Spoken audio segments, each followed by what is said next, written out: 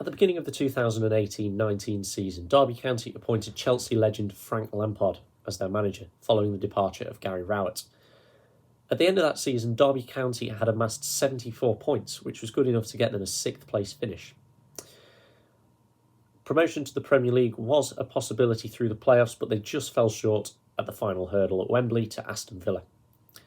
Fast forward to today, the 31st of March 2022, and things are looking a lot different for the Rams.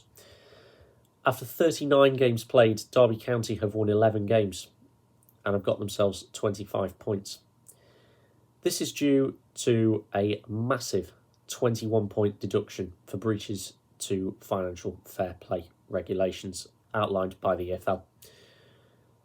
This weekend, Preston North End come to Derby County, and the administrators for Derby County, Quantuma, put out this statement today. Quote, "We are aware of movements on social media calling for fans to take decisive action at the club's next game against PNE on Saturday, and as such, serious concerns about crowd safety have been raised.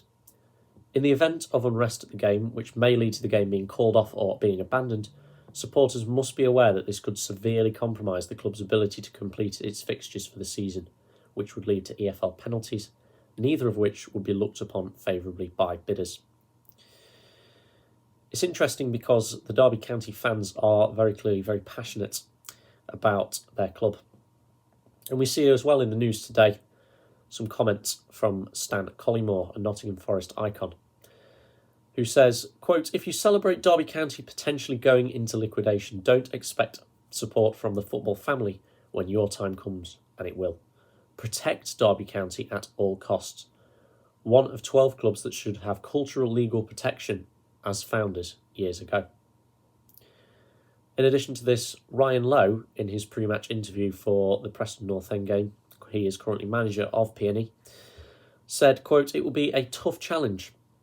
I think Derby are one of the best footballing teams in the league. I think what Wayne Rooney has done is borderline incredible to get the points that they have in the position that they have been in," end quote. Now, Ryan Lowe is a former Bury player. And of course, there was a similar situation at Bury a couple of years ago, where their club actually did go into liquidation. The Right Honourable James Daly, Conservative MP for Bury, said, "This is not a branch of Tesco we're talking about. Football clubs are energies for social and economic good. They are the history and heartbeat of communities. The current threat to Derby County is devastating for fans, and we must make sure that those fans are not abandoned by the EFL, as Bury were in our time of need," end quote. And this has been seen in the community of Bury as a whole as a negative economic and social impact. The similar thing could actually happen to Derby and Derbyshire. John Forkin, who is the managing director of Marketing Derby, said, quote, "Derby County brings about 100 million into the city and wider county every year," end quote. In addition to this economic impact, there could also be social impact, as I've just mentioned, for Derby and Derbyshire. And this comes in the form of the Derby County Community Trust, DCCT, with their mission statement, quote, "Using the power of Derby County Football Club to improve lives and communities," end quote. So what exactly do DCCT do? This is some data taken from their website. DCCT run an FA Talent Hub, which aim to deliver engagement sessions for players aged 7 to 16 with cerebral palsy, deaf players, and partially sighted players. DCCT's Premier League Kicks project has been running for over 10 years and provides free sports activities for 8 to 19-year-olds at local venues across Derby. DCCT's traineeships are designated to support 16 to 30-year-olds who aren't in education, employment or training back into one of those avenues.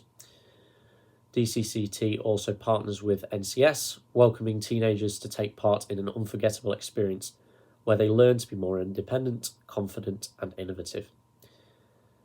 DCCT also partner with the FA to promote the Wildcats scheme for women's football for young girls. So the seemingly impending liquidation of Derby County would drastically limit the influence of DCCT and also other businesses in Derbyshire.